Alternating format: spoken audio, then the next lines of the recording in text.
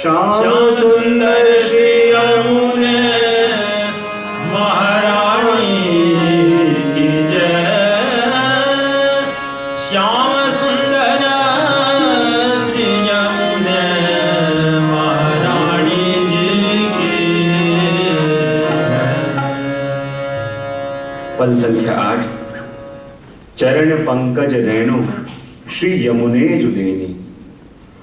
कलयुग जीव उद्धारण कारण काटत पाप अब धार पैनी।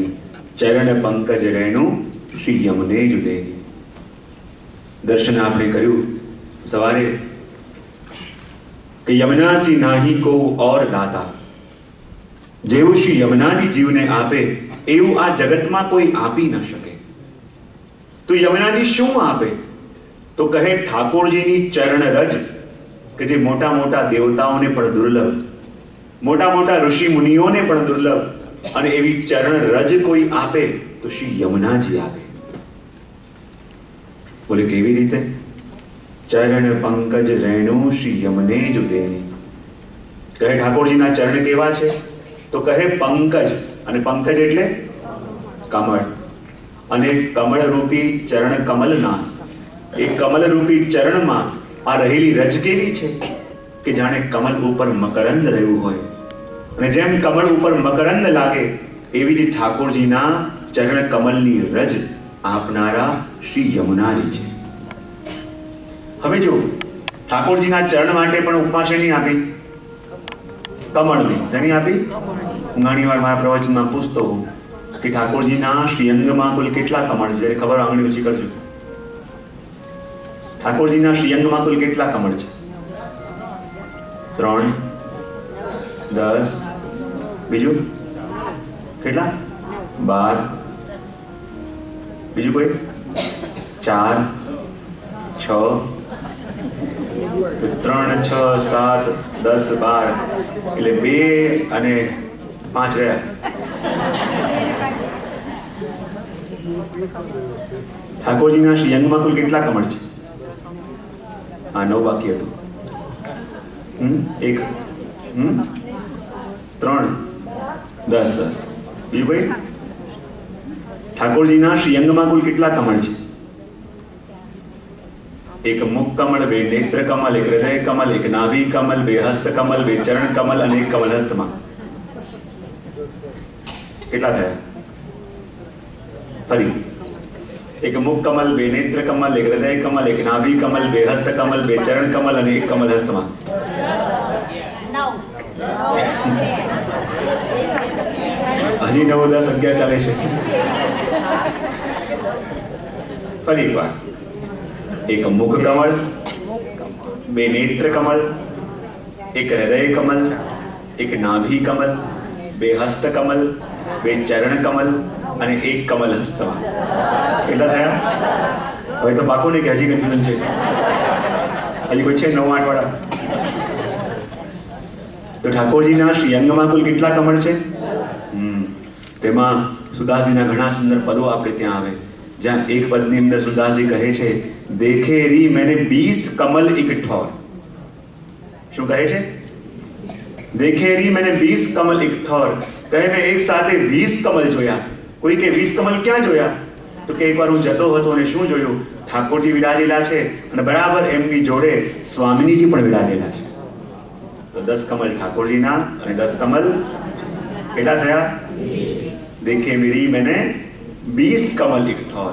પાછું આગળ એક પદ આવે છે જેમાં સુધાજી કહે, દેખે રી મેને 40 કમલ એક ઠોર। કેટલા? કોઈ લાગે 20 કમલ જોયા, સમજમાં આવ્યું, પણ 40 કમલ એક સાથે ક્યાં જોયા? તો સુદાસજી કહે, એક દિવસ હું ચાલતો ચાલતો જતો હતો અને શું જોયું કે ઠાકોરજી અને સ્વામીજી વિરાજમાન છે અને એમની બરાબર સામે એક દર્પણ રાખેલું છે। કેટલા થયા? 20 અહીંયા અને 20 દર્પણમાં। એટલું જ નહીં, આગળ સુદાસજી કહે, દેખે રી મેને 60 કમલ ઇકઠો। શું કહે છે? મેં એક સાથે 60 કમલ જોયા। કોઈ કે 60 કમલ ક્યાં જોયા? હું ચાલતો ચાલતો જતો હતો અને શું જોયું કે એક તરફ ઠાકોરજી અને સ્વામીજી વિરાજેલા છે, એમની સામે દર્પણ છે અને બરાબર અડીને શ્રી યમુનાજી વહી રહ્યા છે। 20 આસળું, 20 દર્પણમાં અને 20 યમુનાજીમાં. કેટલા કમળ થયા? દેખે રી મેને 60 કમલ ઇકઠોર. એક સાથે 60 કમલ જોયા. તો ઠાકોરજીના ચરણ કેવા છે? બોલે કમલ જેવા. કેવા? અને ચરણ ઉપર રહેલી રજ કેવી છે? બોલે કમલમાં રહેલા મકરંદ જેવી. કેવી? હા, કમળ ઉપરનો મકરંદ હોય એ ઉડીને જ્યાં જાય ત્યાં બીજું કમળ ખીલવે. એ જ પ્રકારે શ્રી ઠાકોરજીના ચરણોની રજ પણ એવી છે કે રજ ઉડીને જ્યારે આપણા માથે લાગે ત્યારે આપણા હૃદયમાં રહેલું એ હૃદય કમળ પણ ખીલે અને ઠાકોરજી રૂપી ભ્રમર આવીને એનું પાન કરે. એ જ પ્રકારે શ્રી યમુનાજી શું આપે છે? તો કહે જીવને ઠાકોરજીની ચરણોની રજ આપે છે. શું આપે છે? બોલો તો ખબર પડે. ઠાકોરજીની ચરણ રજ આપે છે. એટલે કેમ? કારણ ગોપીઓ પણ કહે ને કે હે પ્રભુ, આપ તો સાક્ષાત બ્રહ્મ છો અને જ્યારે આપ પ્રગટ્યા નતા તો અમારું જે ગામ છે એ સાધારણ ગામ હતું. શું હતું? સાધારણ ગામ હતું.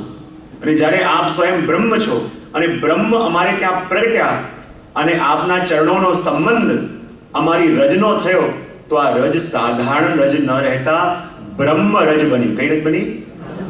હા, કારણ કે બ્રહ્મના ચરણો પડ્યા તો આ રજ સાધારણ રજ ન રહી, આ બ્રહ્મ રજ બની. જ્યારે બ્રહ્મ રજ કહેવાય તો બ્રહ્મનું બ્ર અને રજનું જ બંને મળીને નામ બન્યું બ્રજ.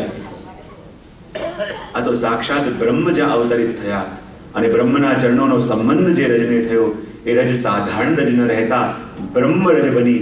અને એવી બ્રહ્મ રજની પ્રાપ્તિ કરાવનાર કોઈ છે તો શ્રી યમુનાજી છે. અને એટલા માટે આપણે શ્રી યમુનાજીનું આદિદૈવિક સ્વરૂપ જોઈએ તો યમુનાજીનું આદિદૈવિક સ્વરૂપ કેવું છે? શ્રી મહાપ્રભુજી યમુનાષ્ટકમાં કહે કે યમુનાજીનું આદિદૈવિક સ્વરૂપ એવું છે કે જેમાં જળ ઓછું અને રજ વધારે.